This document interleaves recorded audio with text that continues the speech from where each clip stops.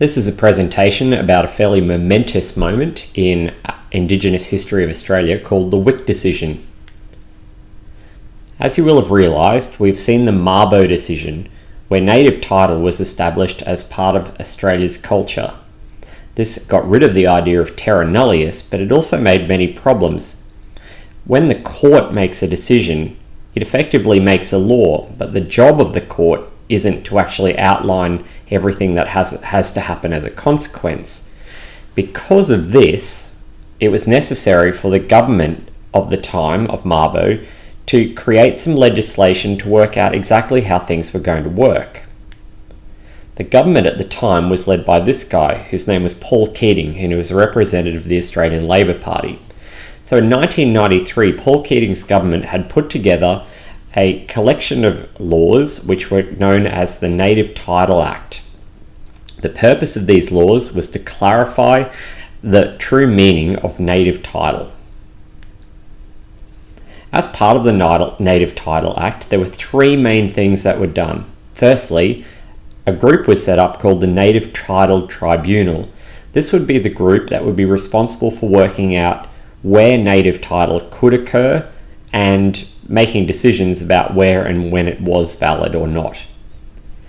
It would also take into account how, in some cases, native title had been extinguished, and if it had been extinguished, how compensation would be provided to the people who had lost their land. The other idea that was contained within the Native Title Act was how Aboriginal land, or native title, could also involve other uses, for particularly something like mining. So Paul Keating probably thought that he tidied everything up and put some good legislation in, but then a little bit of a curveball came up.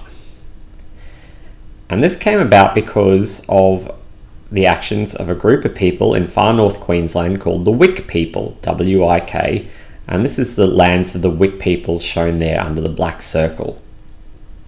So they're way up in Cape York Peninsula, just near a town called Arakoon, near the fairly major city there of Weipa. The Wick people lived in Cape York and had done so and had watched the Mabo decision with interest, because whilst they could definitely prove their connection to the land, they had one problem. Much of the land in their area was under a pastoral lease. This meant that areas had been leased from the government, from Crown land, for anything up to 99 years. Now this seemed to technically mean that they weren't allowed to go on this land, but they decided to test this in court. So in 1996, the Wick people employed some fairly high-paid lawyers and eventually took a case all the way through to the High Court of Australia. Now, the High Court is in Canberra, and it's the ultimate court in the land. Once the High Court makes a ruling, pretty much that's a decision made.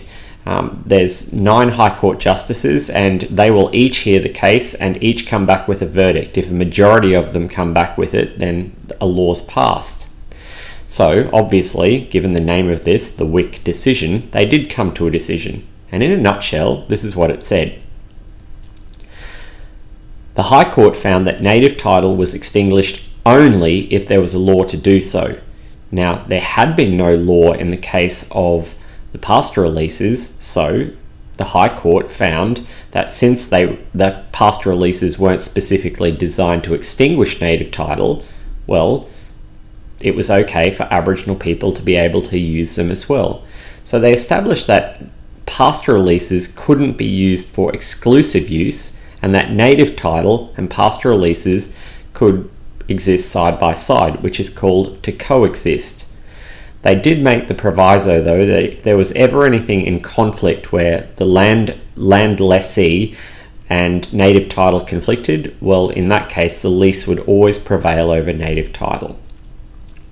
Now, as you can imagine, as with the Mabo decision, there was some sort of reaction, and newspapers like this at the time sort of gave the impression that farmers were all going to be kicked off their land.